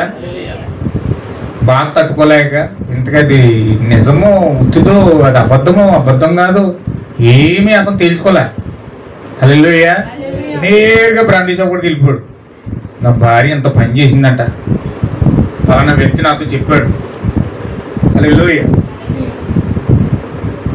ఇంత పని జరిగిందంట, ఇలా చేస్తుందండి ఇంటికాడ, అసలు ఇలా చేయవలసిన పని ఏంటి, నేను ఎంత బాధపడుతున్నాను, ఎంత ఇబ్బంది పడుతున్నాను అని చెప్పేసి నేరుగా బ్రాంతి చౌకుడికి అప్పుడు దాకా అలవాట్లేదు. నీడు వచ్చాడు, సాతాను శరీరం ధరించుకుని వచ్చి, అరే నీ బాధ తగ్గాలంటే, నీ యొక్క వేదనంతా పోవాలంటే ఓ చొక్కేరా, ఓ చొక్కేస్తే నీ బాధ అంతా మర్చిపోతావు, నీ యొక్క అలవాటంతా, నీ బాధ అంతా మర్చిపోయి కొంచెం ప్రశాంతంగా నిద్రపోవాలంటే ఇదిగో చొక్క. హల్లెలూయా. అంటే అవిశ్వాసం తెచ్చింది వాడే, ఇంకో వ్యక్తిలో చొక్క నేర్పించింది వీడే. హల్లెలూయా. ఇంకో వ్యక్తిలో ఇంకోటి ఎక్కిస్తాడు, అలా ఎక్కించి వ్యక్తిని మొత్తం పిచ్చోని చేసేసి ఆ యొక్క ఏదేను తోటలో ఆదాం ఎలాగైపోడంటే కడకి ఎలాగైపోడంటే ఆ బాధలను భరించలేక సాతాను వచ్చి ఆ సిచ్యువేషన్లన్నీ తిప్పేటప్పటికి ఏదేను తోటలో ఆదాం ఎలాగైపోడంటే మనోడు మొత్తం వాక్యం అంతా విధులు పెట్టేసి పాపుల్లో ఒక పెద్ద పాపిగా మారిపోయాడు. హల్లెలూయా. నేను వింటున్నారండి? పాపుల్లో పెద్ద పాపుగా మారిపోయాడు ఇప్పుడు ఆదాం. ఎలాంటి వాడు ఎలాంటి స్థితిలోకి వచ్చేది చూడండి. ఏంటి, ఏనుగుతో మాట్లాడాడు, ఆ సింహంతో మాట్లాడాడు, ఆకాశంతో మాట్లాడాడు, సముద్రంతో మాట్లాడాడు. దేవుడి యొక్క పలకబడిన మాట దూర శక్తిని తీసుకొని సృష్టినంతా కంట్రోల్ చేసిన అధికారము శక్తి కలిగిన ఈ ఆదాము ఎవడో వచ్చి అవిశ్వాసము ఎక్కించితే, ఎవడో వచ్చి ఏదో ఒక భయంకరమైన కార్యాలతంలో ఎక్కించేస్తే ఇప్పుడు ఇతను ఎక్కడికి వెళ్ళిపోడంటే సింహంలాగా ఉండిన వ్యక్తి పిల్లిలా మారిపోడు. హల్లెలూయా. పిల్లిలా మారిపోయి ఆ బ్రాంతి కాపుల చుట్టూ తిరుగుతున్నాడు. ఈ తప్పిపోయిన కుమారుడు ఎలాంటి స్థానంలో ఉన్నాడో, తండ్రి దగ్గర ఎలాంటి స్థానంలో ఉన్నాడో, ఎలాంటి అమూల్యమైన స్థానంలో ఉన్న ఈ స్థానం అంతా మర్చిపోయాడు. ఇతను వెళ్ళి పందుల చుట్టూ తిరుగుతున్నాడు ఇక్కడ. హల్లెలూయా. ఏ విధమైన స్థానము? రాజకుమారుడు, రాజవంశంలో పుట్టినవాడు, రాజ్యాన్ని ఆ యొక్క పరిపాలించదగిన వాడు, అధికారం కలిగిన వాడు, శక్తి కలిగిన వాడు, ఆస్తిపరుడు, అలాంటి వ్యక్తి వచ్చి పందుల చుట్టూ తిరుగుతున్నాడు ఇక్కడ. అంత కర్మేం పట్టిందండి ఇంటికి? పందుల చుట్టూ తిరగవలసిన అవసరం ఏమొచ్చింది? హల్లెలూయా. పెద్ద పంది ఓ బ్రాంతి షాప్ పెట్టేసింది. ఈ బ్రాంతి షాప్ చుట్టూ తిరుగుతున్నాడు ఆ పంది దగ్గర. హల్లెలూయా. పెద్ద పంది ఒక వ్యభిచార గృహం పెట్టేసింది, ఆ వ్యభిచార గృహాలంటూ తిరుగుతుంది. పేకాట క్లబ్ పెట్టేసింది, టీవీలు, కోడి పందాలు. హల్లెలూయా. ఎవరు చేస్తున్నారు ఇవన్నీ? సాతానుడు శరీరం దగ్గర ధరించుకుని ఫ్రెండ్స్ లాగో, స్నేహితుల్లాగో, ఊర్లో చుట్టాల్లాగో, ఇంటి పక్కనే రకరకాల కార్యాలు నేర్పించడానికి ఆ యొక్క చుట్టుపక్కల ఉన్న స్నేహితులు ఏం చేస్తారంటే ఇలాంటి క్లబ్బుల్లోకి, బ్లాక్ ఆర్ట్లోకి, జోదాల్లోకి, కోడిపందాల్లోకి, మందుల చుట్టూ, బ్రాంతుల చుట్టూ తిరిగేట్లుగా ఎవరు చేస్తున్నారు ఇదంతా కూడా? ఎవరు చేస్తున్నారండి? సాతాను శరీరం ధరించి దేవుని కుమారుని తీసుకొచ్చి పందుల చుట్టూ తిరిగేలా చేస్తుంది. హల్లెలూయా. ఏదేని తోటలో ఉన్న ఆదాము ఎప్పుడైతే తప్పు చేశాడో, పాపం చేశాడో, ఆ పాపము చేసి ఏదేని తోటలు ఎలాగైపోడంటే ఆ ఏదేని తోటలు బయటికి కిట్టేశాడు దేవుడు. బయటికి గెంటెత్తే వెళ్ళిపోయి ఆ పందులనే దెయ్యాల చుట్టూ తిరుగుతున్నాడు. సహవాసం మొత్తం మారిపోయింది. దేవుడు ఆ యొక్క ఏదైనా తోటలో ఎంత అద్భుతమైన స్థానం ఇచ్చాడండి, ఎంత పవిత్రమైన స్థానం ఇచ్చాడు, ఎంత అద్భుతమైన స్థానం దేవుడు వెతికిచ్చాడు. కానీ వ్యక్తి ఏం చేస్తున్నాడంటే ఆ స్థానాన్ని పడగొట్టేసుకుని, ఆ నిజమైన మంచి భర్తగా ఉండే స్థానాన్ని పడగొట్టేసుకుని వెళ్ళి పందుల చుట్టూ తిరుగుతున్నాడు. హల్లెలూయా. ఈరోజు దేవుడు ప్రభువైన యేసుక్రీస్తు అక్కడ ఏదైనా తోటలో ఎలా ఉన్నాడంటే, ఎలా ఉన్నాడని చెప్పానండి. ఏదైనా తోటలో ఎలా ఉన్నాడు ఏమండి? ఏదైనా తోటలో ఎలా ఉన్నాడంటే జీవవృక్షమై ఉన్నాడు. ఏదైనా తోటలో జీవవృక్షంగా ఉన్నాడు. జీవవృక్షంగా ఉండి ఆ జీవవృక్షంగా ఉండి వారికి జీవాన్ని ఇస్తా ఉన్నాడు. ఆ జీవవృక్షం ఏదో కాదు, ఇప్పుడు ఆ జీవవృక్షం ఎలా మారిందంటే ఇప్పుడు ఒక పుస్తకంగా మారింది. హల్లెలూయా. ఇప్పుడు ఆ జీవవృక్షం ఇప్పుడు ఎలా మారిందండి? ఒక పుస్తకంగా మారిపోయింది. ఇప్పుడు ఆ జీవవృక్షమే ఈ యొక్క పుస్తకమై ఉన్నది, బైబిల్ అయి ఉన్నది, 7 ముద్రల గ్రంథమై ఉన్నది. ఇప్పుడు అక్కడ గ్రంథం ఉన్నది, అక్కడ విమోచించబడిన ఒక గ్రంథము ఏదైనా తోటలో ఉన్నది. ఇప్పుడు ఆ ఏదైనా తోటలో నుంచి, ఆ జీవవృక్షంలో నుంచి, ఈ గ్రంథంలో నుంచే ఆదాము జీవం లాక్కుంటున్నాడు. హల్లెలూయా. జీవము గ్రంథంలో నుంచి రావాలి. ఆయన గ్రంథమై ఉన్నాడు. యేసుక్రీస్తు గ్రంథ రూపంలో ఏదైనా తోటలో ఉన్నాడు, చెట్టు రూపంలో ఉన్నాడు, కనపడుతున్నాడు అక్కడ. హల్లెలూయా. ఇప్పుడు ఈ గ్రంథంలో నుంచి జీవము ఏదైనా తోటలో నుంచి అక్కడ ఆదాము లాక్కోవాలి. జీవం ఎక్కడ ఉందంటే పుస్తకంలో ఉంది. హల్లెలూయా. ఎందుకంటే ఈ పుస్తకంలో ఆదాము ఉన్నాడు. ఆదాము ఎక్కడి నుంచి వచ్చాడండి? పుస్తకంలో నుంచి వచ్చాడు. ఈ పుస్తకంలో నుంచే జీవం రావాలి. ఈ పుస్తకంలో నుంచి జీవం వచ్చే జీవం ద్వారా బ్రతకాలతాం. కానీ ఎప్పుడైతే ఈ పుస్తకంలో నుంచి పడిపోయాడో, ఆ గ్రంథంలో నుంచి పడిపోయాడో, పందుల దగ్గరికి వెళ్ళవలసి వచ్చింది. ఓ స్నేహితుడా, సహోదరుడా, మీరు నేను కూడా ఈ గ్రంథంలో నుంచి పడిపోయాం. ఈ గ్రంథంలో నుంచి మనం భూమి మీదకి వచ్చేసాం. పాపంలో పడిపోయాం, పందిలా జీవిస్తున్నాం, పంది స్వభావం ధరించుకున్నాం. హల్లెలూయా. పంది స్వభావము ఈ రోజు నరనరల్లో మనకి ఎక్కేసింది. సాతాను యొక్క స్వభావం మన నరనరలోకి ఎక్కేసింది. సాతాను యొక్క స్వభావంతో ఒక పందిలో బ్రతుకుతున్నాం భూమి మీద. హల్లెలూయా. అందుకే యేసుక్రీస్తు అన్నాడు, ఉపమానం చెప్తూ, ముత్యాలను పందుల ముందు వేయొద్దాను. ఏమన్నాడండి? మీ పరిశుద్ధమైన ముత్యాలు పందుల ముందు వేయొద్దాను. పందుల ముందు ముత్యాలు వేస్తే ఏమవుతుందో తెలుసండి? ముత్యాలు విలువ దానికి తెలియదు.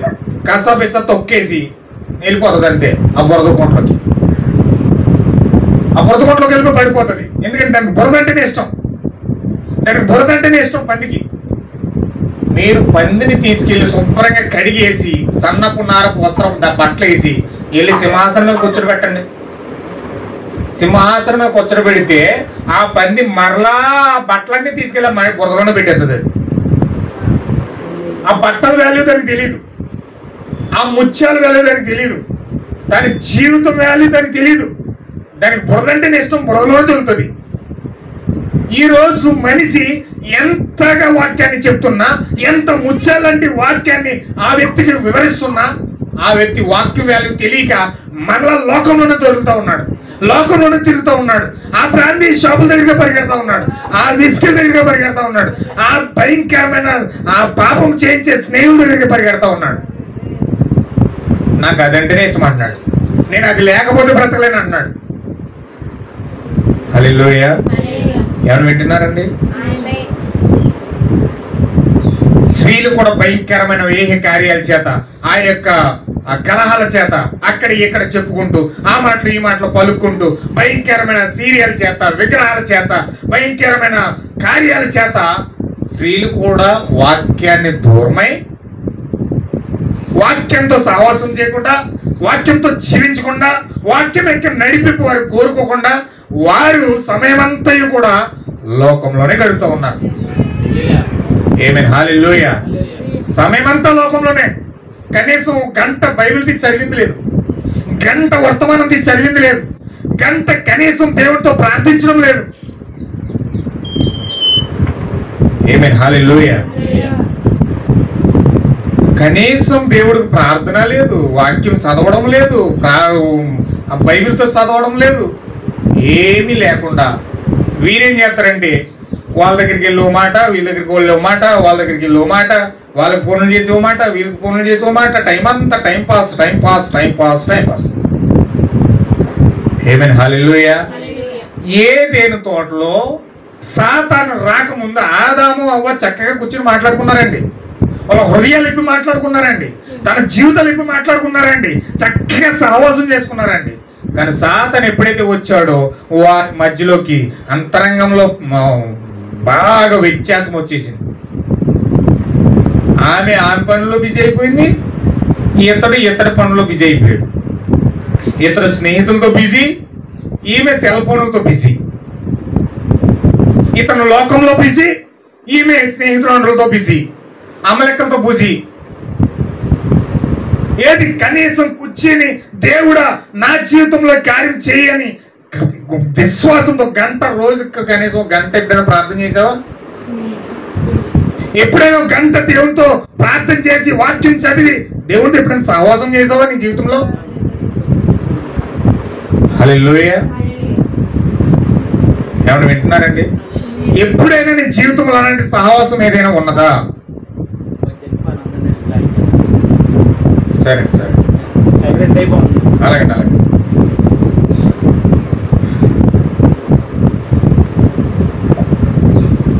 దేవుని నామమున మహిమ కలుగును గాక.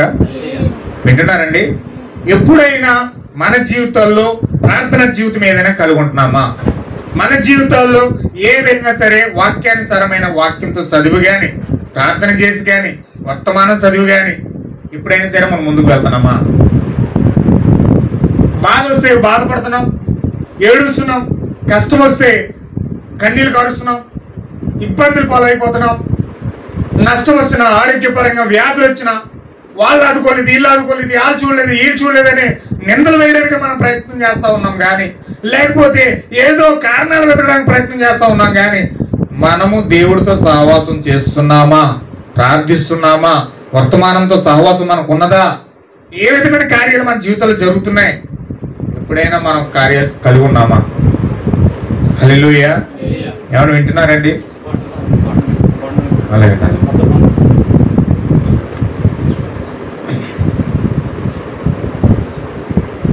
చూడండి, ఆ రోజు అవ్వ జీవితంలో, ఆదాము జీవితంలో సాతాను రానంత వరకు కూడా చక్కగా మనసిప్పి మాట్లాడుకున్నారు. చక్కగా వారి జీవితం చక్కగా కష్ట సుఖాలు పంచుకున్నారు, కూర్చుని మాట్లాడుకున్నారు, వారి భవిష్యత్తు కోసం ప్రణాళికలు వేసుకున్నారు. వారు చక్కగా ఆనందకరంగా వారి జీవితాలు బ్రతికారండి. చక్కగా బాగుంది వారి జీవితాల్లో. మూడో వ్యక్తి రానంతసేపు కూడా వారి జీవితాలు సంతోషంగా సాగే, వారి జీవితాలు చాలా ఆనందంగా ఉన్నారు వాళ్ళు. కానీ ఎప్పుడైతే మూడో వ్యక్తి వారి జీవితంలోకి వచ్చాడో, లోకం వారి జీవితాల్లోకి వచ్చిందో, లోకం యొక్క విషయాలు వారి కుటుంబాల్లో వారి జీవితాల్లోకి ఎక్కించుకున్నారో, భార్యాభర్తల మధ్యలో సహవాసం కోల్పోయారు, భార్యాభర్తల మధ్యలో ఐక్యత కోల్పోయారు, భార్యాభర్తల మధ్యలో కుటుంబంలో కలహాలు వచ్చేసినాయి, భార్యాభర్తల మధ్యలో రకరకాల సమస్యలన్నీ వచ్చేసి ఇంకా వారి జీవితం ఒక నరకంలో తయారైంది. వారి జీవితాలు భయంకరమైన లస్ట్ వేలతో మిగిలిపోయినాయి. పందులతో సహవాసం చేసే స్థితిలోకి వెళ్ళిపోయారు. ఆమేన్, హల్లెలూయా. ఆమె పందులతోనే సహవాసం చేస్తుంది. పందులు అనగా దెయ్యాలు. ఏంటండి? పందులు అనగా దెయ్యాలు. ఏ 3 దెయ్యాలు వచ్చేసినాయి, 20 కోట్ల దెయ్యాలు వచ్చేసినాయి. ఇప్పుడు 20 కోట్ల పందులు వచ్చేసినాయి బొంబాయికి. ఇప్పుడు 20 కోట్ల పందులు అండి, 1-2 పందులు కాదు, 20 కోట్ల పందులు ఉన్నాయి ఇప్పుడు. సినిమాలు, సీరియల్, లస్ట్ వీల్స్ అన్ని భయంకరమైన. లోకంలోకి వెళ్తే అంత ఆనందమే, లోకంలోకి వెళ్తే అంత ఆనందమే. బాధలు పంచుకోవడం, వేరే వాళ్ళ దగ్గరికి వెళ్ళి టైం అంతా స్పెండ్ చేయమంటే స్పెండ్ చేస్తారు. కానీ ఒక మోకరించి ఒక గంట ప్రార్థన చేయమంటే చేయలేదు, ఒక గంట వాక్యం చదవమంటే చదవలేదు, ఒక గంట దేవుడితో సహవాసం చేయమంటే లేదు. హల్లెలూయా. నా జీవితానికి నష్టం వచ్చేసింది, నా జీవితానికి అది వచ్చేసింది, ఇది వచ్చేసింది అని బాధపడడం, 24 గంటలు బాధపడమంటే బాధపడతారు. కానీ దేవుడితో సహవాసం చేయమంటే అందులో ఒక్క క్షణం కూడా దేవుడితో సహవాసం చేయడానికి సమయం ఇవ్వడం లేదు. హల్లెలూయా. ఇప్పుడు 20 కోట్ల దెయ్యాలు ఉన్నాయి, 20 కోట్ల పందులు ఉన్నాయి. ఒక్కొక్క పందు వస్తుంది సీరియల్ నేర్పిస్తుంది, ఇంకో పందు వస్తుంది షార్ట్స్ నేర్పిస్తుంది, ఇంకొక పందు వస్తుంది ఆ యొక్క రకరకాల భయంకరమైన లోక కార్యకలాపాల్లో నింపబడిలా చేస్తా ఉంది. హల్లెలూయా. అనేకమైన పందులు సహవాసం చేయడానికి అనేకమైన పందులు ఉన్నాయి ఈరోజు. లిస్ట్ ఇస్తే చాలా లిస్ట్ వెళ్ళిపోద్ది. నేను దేవుని చేత మీద వచ్చే వారం తీసుకుంటాను అదంతా కూడా. అయితే ఈ పందులు ఏ విధంగా ప్రజలు మోసం చేస్తున్నాయి, ఏ విధంగా పందులతో వీరు సహవాసం చేస్తున్నారు, అసలైన దేవుని స్థానాన్ని విడిచిపెట్టి, అసలైన దేవుని కుమార్తె యొక్క స్థానాన్ని విడిచిపెట్టి, దేవుడు ఇచ్చిన అమూల్యమైన వస్త్రాలు విడిచిపెట్టి, అమూల్యమైన ఉంగరాలు విడిచిపెట్టి, అమూల్యమైన స్థానాన్ని విడిచిపెట్టి ఈరోజు ఏ విధంగా మనుషులు పందులతో సహవాసం చేస్తున్నారు అన్నది ఖచ్చితంగా ఈరోజు మనకి తప్పిపోయిన కుమారుడైన ఉపమానం ద్వారా దేవుడు చూపిస్తా ఉన్నాడు. హల్లెలూయా. ఈరోజు దేవుడు ఏమై ఉన్నాడంటే 7 ముద్దల గ్రంథం రూపంలో భూమి మీదకి వచ్చేసాడు. ఆ రోజు ఏదైనా తోటలో ఆదాముతో అవ్వతో ఏ విధంగా పక్క నుండి జీవవృక్షం వల్ల సహవాసం చేస్తున్నాడో ఈరోజు దేవుడు ఈ విధంగానే 7 ముద్దల గ్రంథం రూపంలో మన మధ్యలోకి వచ్చి సహవాసం చేస్తున్నాడు. హల్లెలూయా. ఎంతమందికి అర్థమైందండి? దేవుడు ఏదైనా తోటలో జీవవృక్షం ఉన్నాడు, ఆదాము అవ్వలతో సహవాసం చేస్తున్నాడు. ఈరోజు మనతో ఎలా సహవాసం చేస్తున్నాడంటే 7 ముద్దల గ్రంథంతో సహవాసం చేస్తున్నాడు. హల్లెలూయా. ఇది మనకు పుస్తకంలో కనిపించవచ్చు, ఇది ఒక పుస్తకంలో మనకు కనిపించవచ్చు, కానీ వాక్యమే దేవుడై ఉన్నాడు. ఆది యందు వాక్యం ఉండెను, వాక్యము దేవుని యందు ఉండెను, వాక్యమే దేవుడై ఉన్నాడు. ఇప్పుడు దేవుడే గ్రంథ రూపంలో దిగొచ్చి మనతో సహవాసం చేస్తున్నాడు. హల్లెలూయా. దేవుడు దిగొచ్చి సహవాసం చేస్తున్నాడు అని. ఇప్పుడు దేవుడు దిగొచ్చి మనతో సహవాసం చేస్తూ ఉంటే ఈ దేవుడితో సహవాసం చేయడం మానేసి ఆదాము అవ్వ వెళ్ళి సాతానుతో సహవాసం చేశారు. సాతానుతో సహవాసం చేయడం వల్ల పాపంలో పడిపోయి ఏదేని తోటలో నుంచి బయటకు వచ్చేసారు. ఈరోజు నువ్వు నేను ఏం చేస్తున్నామంటే ఖచ్చితంగా దేవుడితో 7 ముద్దల గ్రంథంతో సహవాసం చేయడం మానేసి ఈరోజు మనము లోకంతో సహవాసం చేస్తున్నాం, పాపంతో సహవాసం చేస్తున్నాం, చెడు కార్యాలతో సహవాసం చేస్తున్నాం, డినామినేషన్లతో సహవాసం చేస్తున్నాం, పాపంతో సహవాసం చేస్తున్నాం, భయంకరమైన కార్యాలతో సహవాసం చేస్తూ మనం ఏమైపోతున్నామంటే దేవుడికి దూరం అయిపోయి పందులతో సహవాసం చేస్తాం. హల్లెలూయా. ఎంతమందికి అర్థమైంది?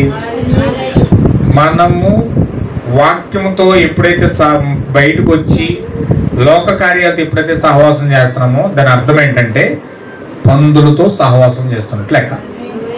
హల్లెలూయా. 20 కోట్ల పందులు ఉన్నాయి. ఇప్పుడు 20 కోట్ల పందులు ఉన్నాయి. అందులో రకరకాల పందులు మన చుట్టూ తిరుగుతూ ఉన్నాయి.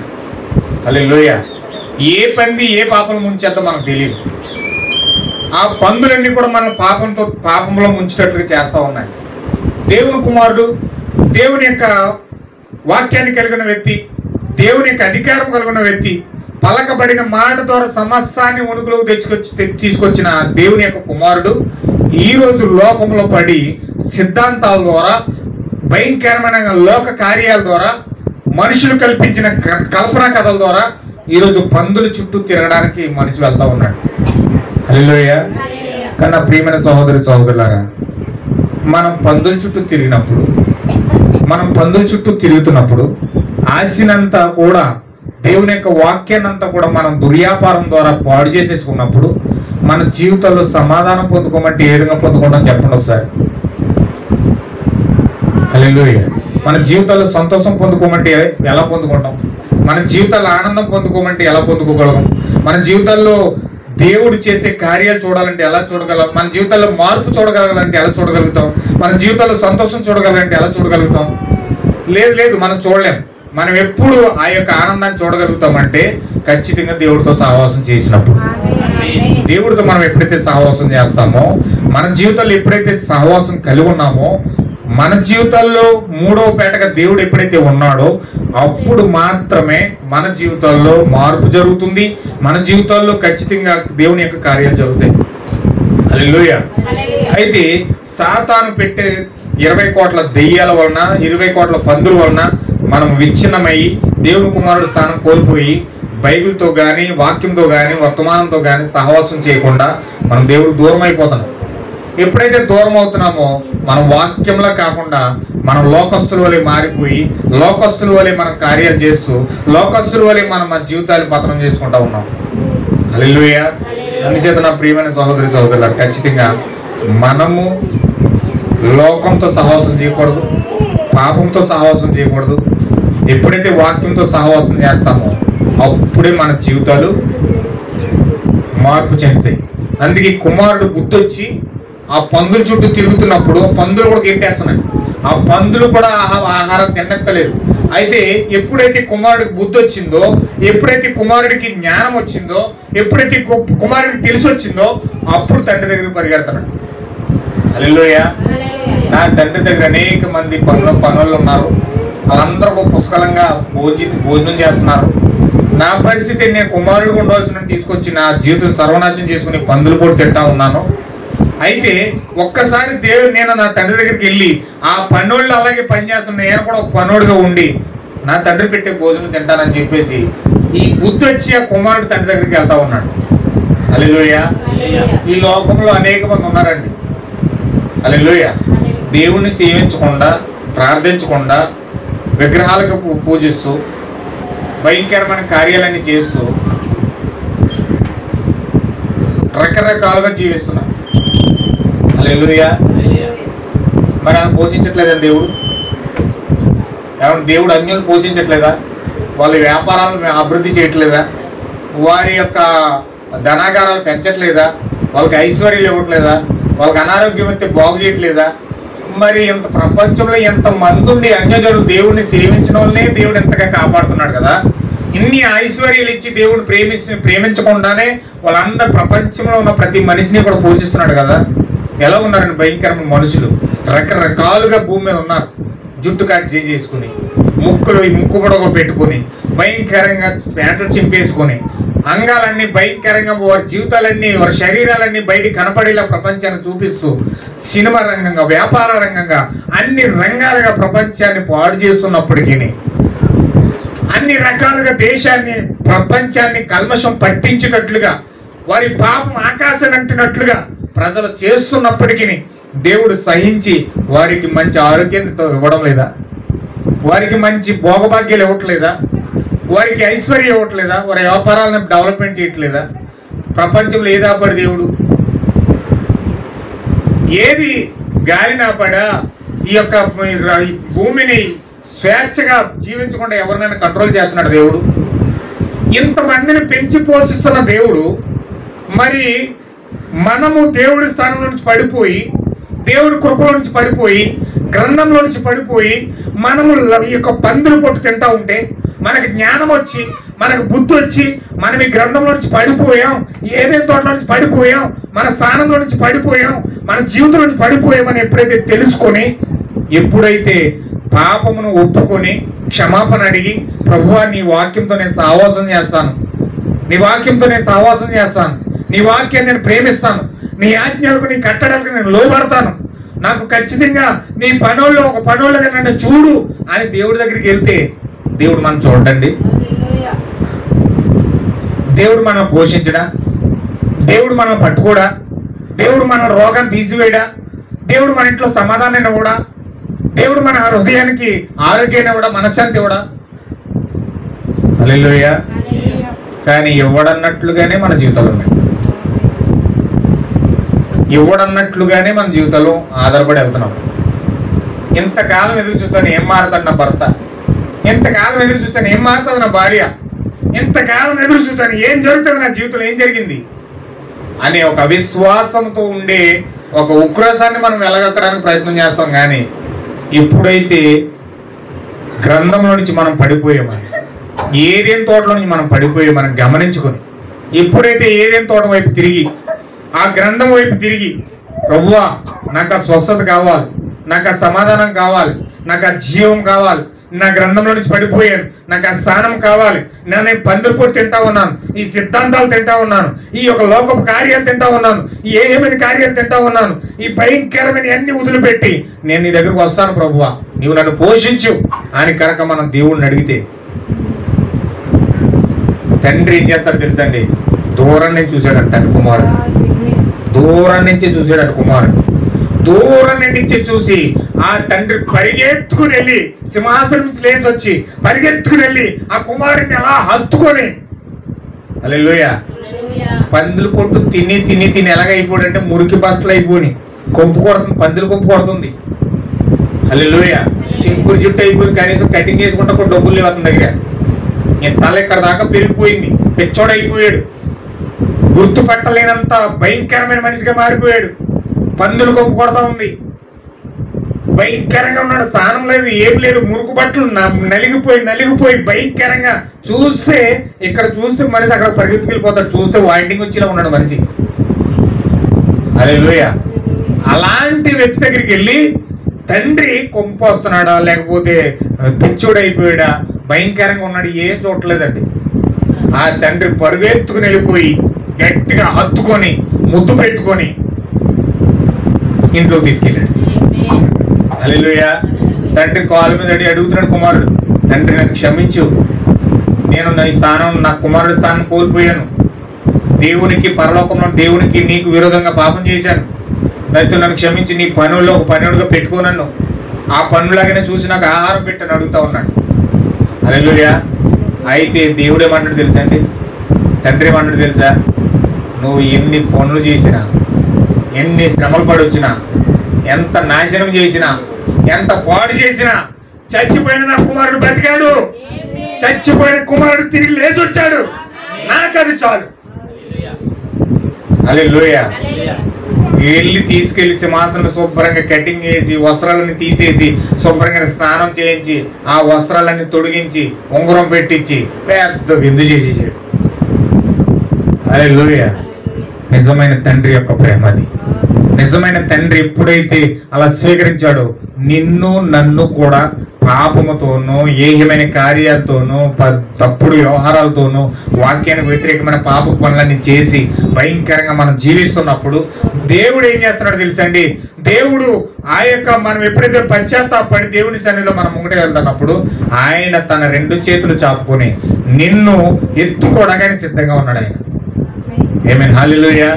మనం ఎప్పుడైతే పశ్చాత్తాపడుతున్నామో మన జీవితాల కోసం, ఎప్పుడైతే మనం పశ్చాత్తాపడుతున్నామో, ఎప్పుడైతే మనం ఒప్పుకుంటున్నామో దేవుడి సన్నిధిలో, ఎప్పుడైతే ఆ యొక్క ఏదేనులో పడిపోయిన స్థానాన్ని చూసుకుంటా ఉన్నామో, గ్రంథం వైపు మనం తిరుగుతూ ఉన్నామో, బైబిల్ వైపు మనం తిరుగుతూ ఉన్నామో, దేవుడు మన వైపు తొంగు చూసి పరిగెత్తుకుంటూ వచ్చి ఆయన కౌగులించుకుని ముద్దు పెట్టుకుంటా ఉన్నాడు. ఆయన మన యొక్క పశ్చాత్తాపాన్ని చూసి, మన యొక్క జీవితాన్ని చూసి ఆయన కౌగులించుకుని ముద్దు పెట్టుకుని మనల్ని ఆహ్వానిస్తూ ఉన్నాడు. ఆయన పెద్ద విందు చేస్తున్నాడు ఆయన.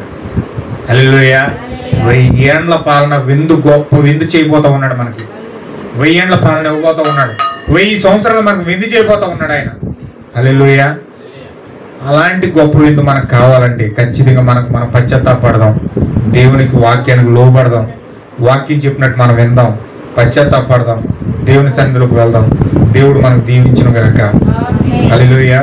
మనందరం కూడా లేచి నిలబడి చిన్న ప్రార్థన చేద్దాం. అందరూ లేచి నిలబడి చిన్న ప్రార్థన చేద్దాం.